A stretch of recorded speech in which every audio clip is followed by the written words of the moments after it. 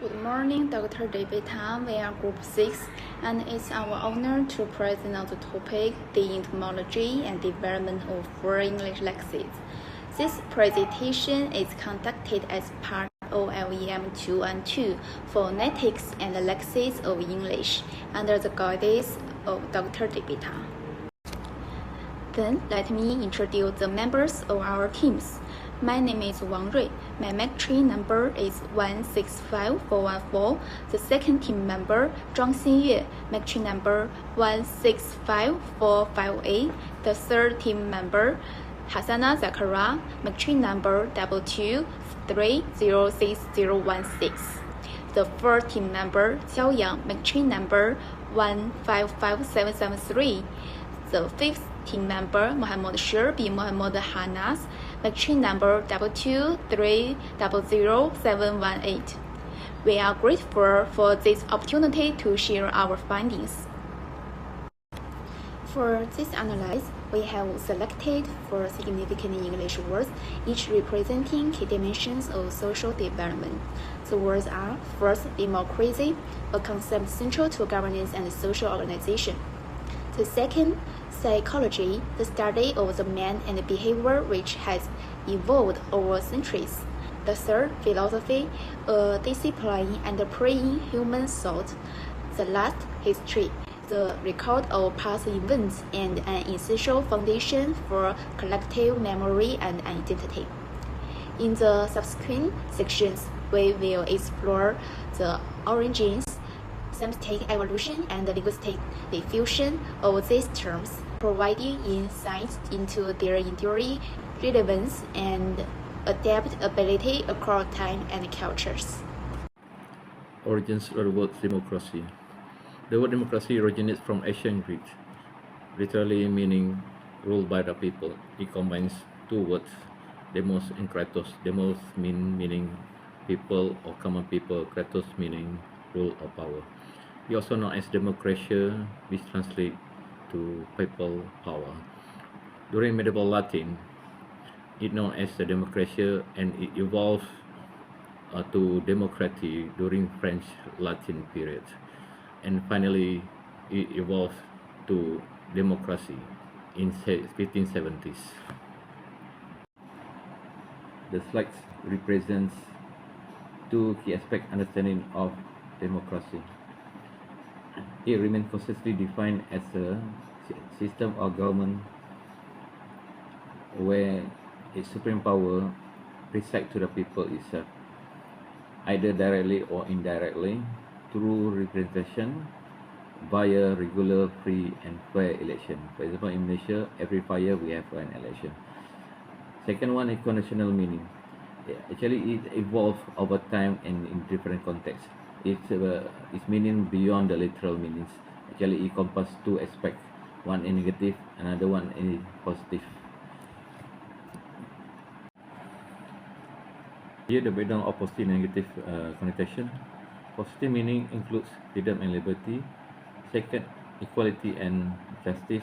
Third, progress and prosperity. Fourth, peace and stability. Fifth, accountability and transparency. Now that is not fully realized in practice. In contrast, we have negative meaning of democracy. First, tyranny of majority. Second, inefficiency and gridlock. Third, populism and excitement. Fourth, political corruption. Actually, it is the weakness of democracy. Certain country practice the negative of democracy instead of positive.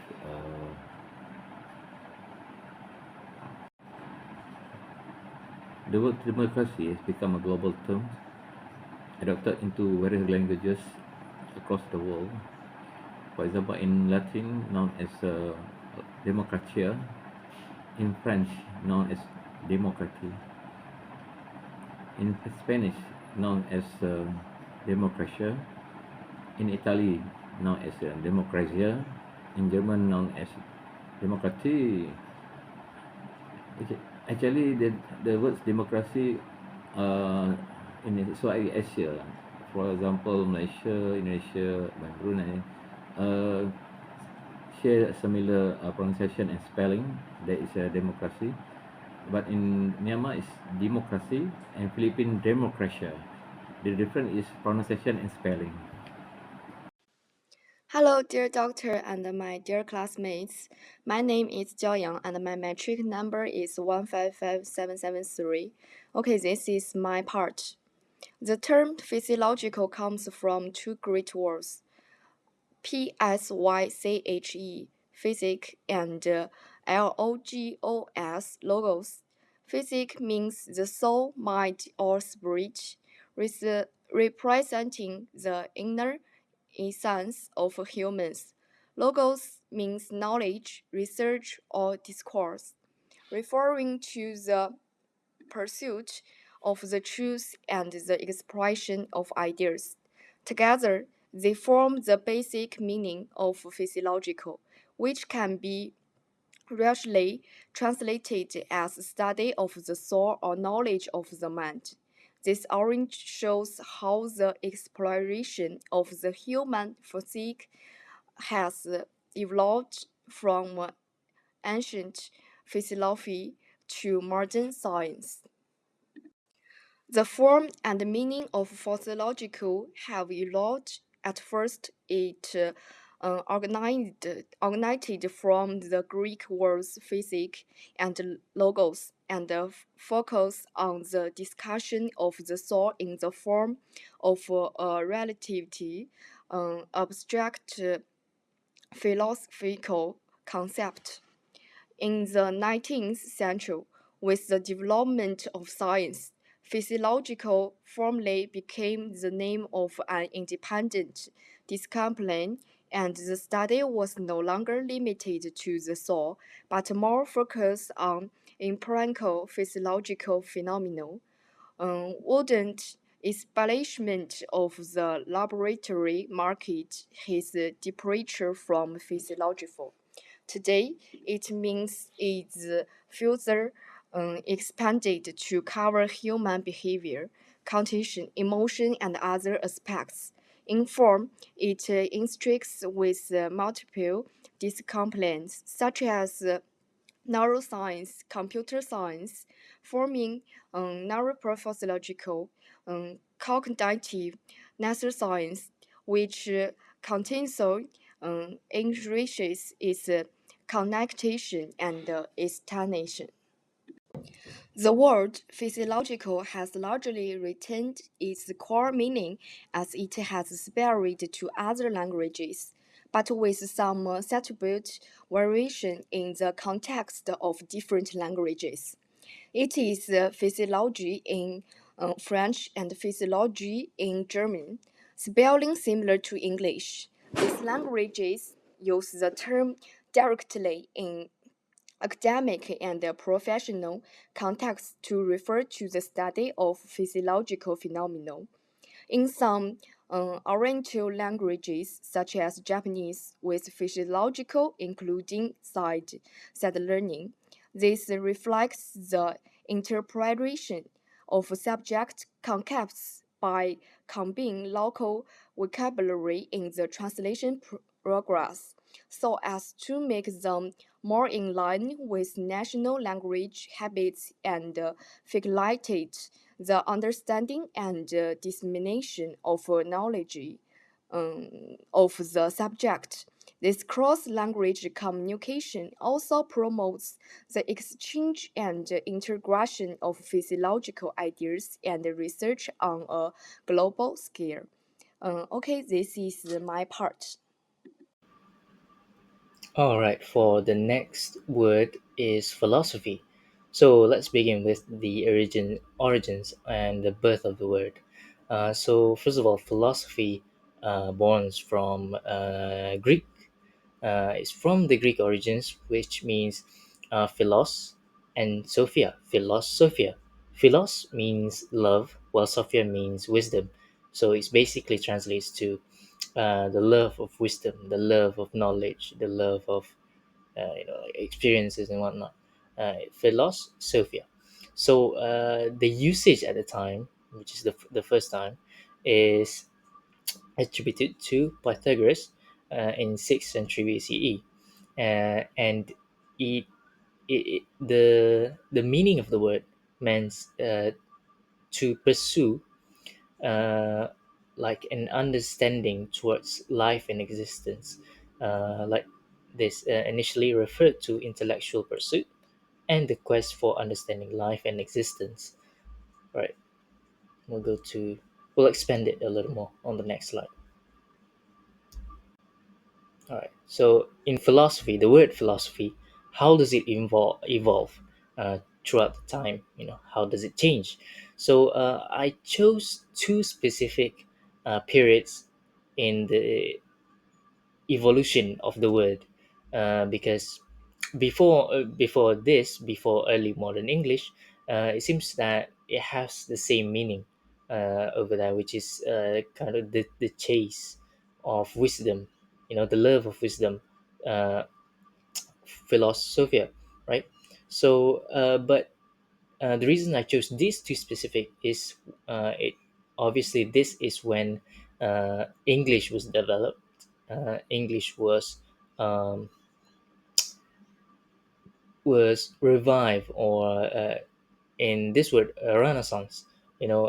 English have become a lot more prominent, because before this it was French.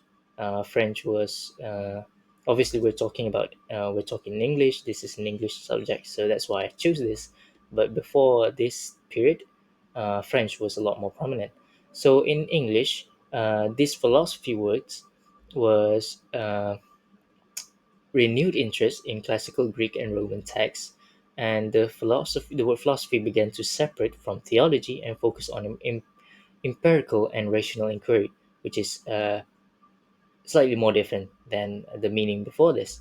So it's standardized. Within this period, the spelling was standardized. The spelling in English, the language as a whole is standardizing, basically, in the process. So it narrowed the word to represent a specific academic and intellectual discipline. So it's like a theory, philosophy theory. It's like a word to describe um, an idea, I guess. So how do I? All right. So in the next one was modern English period, until today, until the present, is further refinement and specialization, which means it gets a lot more detailed and a lot more specific. Uh, what I mean by a lot more specific is the usage of the word. The usage of the word is a lot more specific, because before this is quite general, because it's just the love of wisdom, the love of knowledge, the love towards thinking of the ideas of existence. It's a little bit more general. So in this one, philosophy became distinct from empirical sciences. Focus shifted to abstract foundational questions about existence, knowledge, ethics, and aesthetics. So continued adaptation to include subfields like phenomenology, existentialism, and analytic philosophy. So philosophy is, like I said, it's a little bit more specific. Uses in sciences, like the word theory, for example. Philosophy is used to describe the thinking or the idea, the thinking of idea towards phenomenon around us, and like questioning existence, for example. Uh, right now, we talk about the spread of the word to other languages, or the influence they have towards other languages.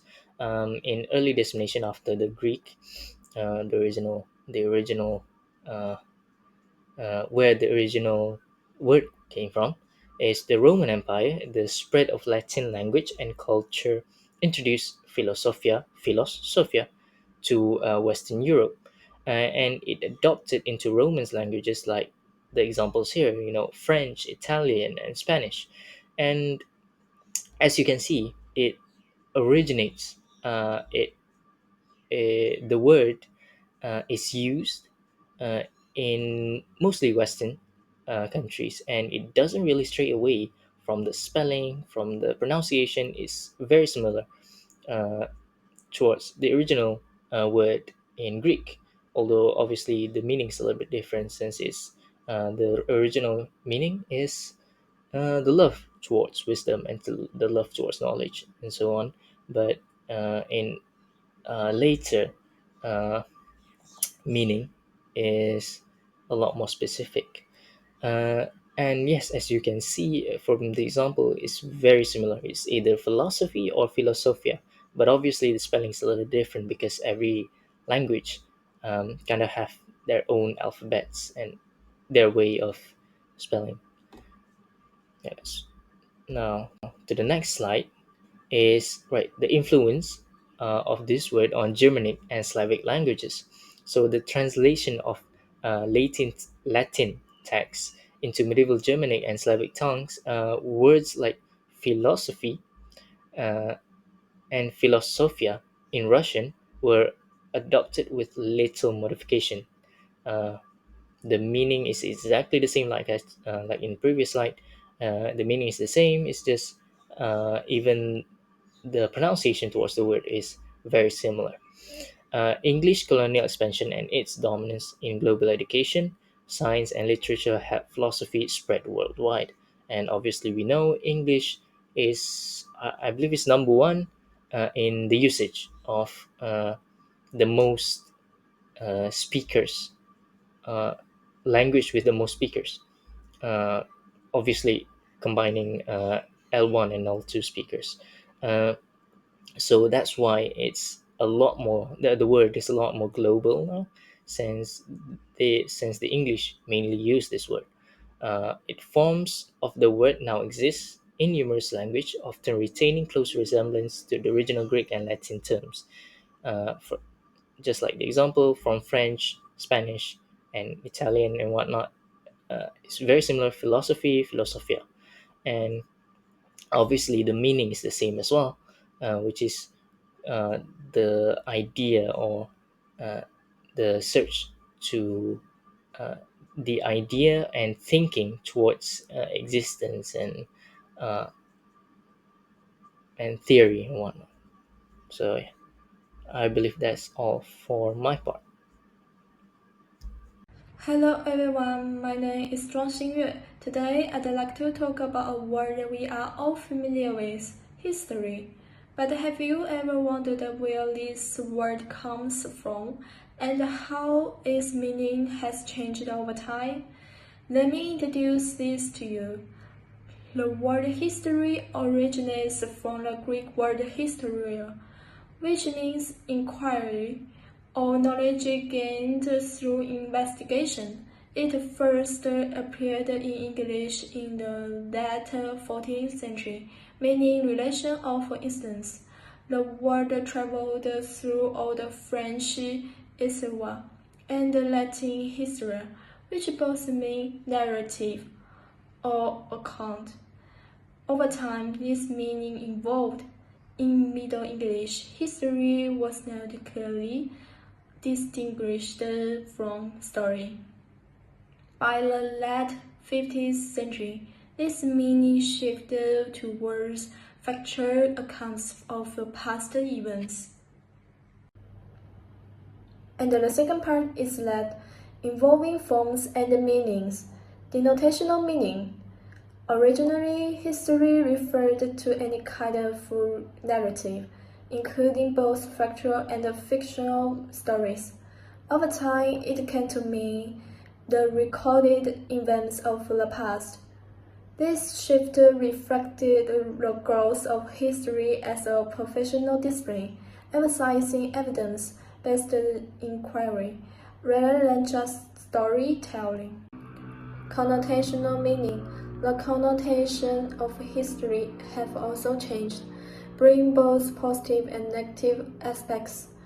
About positive connotations, first point is knowledge and learning. History is seen as a source of valuable lessons from the past, helping us avoid repeating mistakes. And the second point is cultural heritage.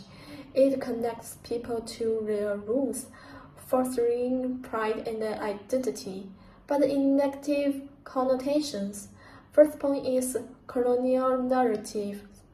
In some cases, history has been used to promote dominant perspectives while marginalizing others. Second is the burden of the past. History can also be a reminder of unresolved injustice or painful events that still affect us today. And the spread to other languages. The spread of the word history is also fascinating. Latin, the scholarly language of Europe during the Roman Empire and the Middle Ages, played a key role. The Latin word history influenced many European languages. In French, histoire; in Spanish, historia; in Italian, storia; in German, Geschichte. The revival of obsolete or rarely used English words is a topic that bridges historical preservation with modern linguistic exploration.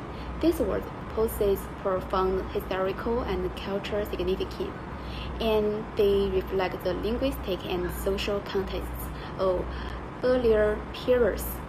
In literature and academic discourse, the reintroduction of these words can provide greater expressive depth and richness that modern vocabulary often lacks. For example, some obsolete words encapsulate precise or nuanced meanings that cannot be easily conveyed otherwise. However, there are challenges in everyday communication. The unfamiliarity of such words may hinder understanding. As a result, their revival is most effective in specialized contexts where their historical value can be appreciated without compromising clarity.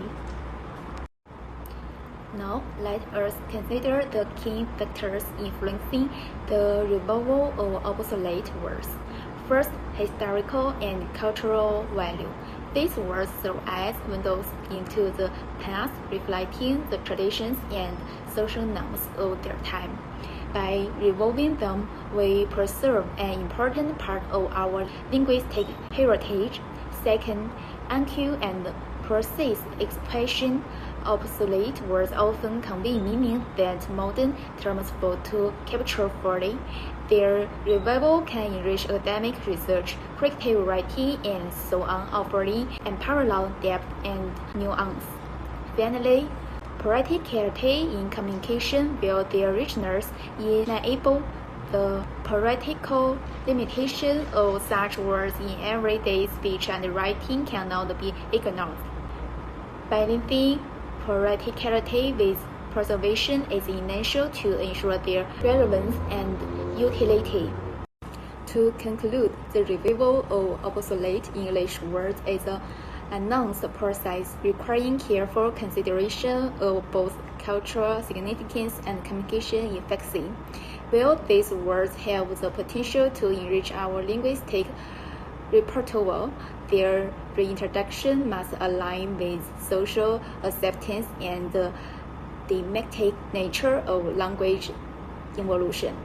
Ultimately, the decision to revive these words should prioritize contexts where their historical importance and linguistic precision outweigh the challenges of accessibility.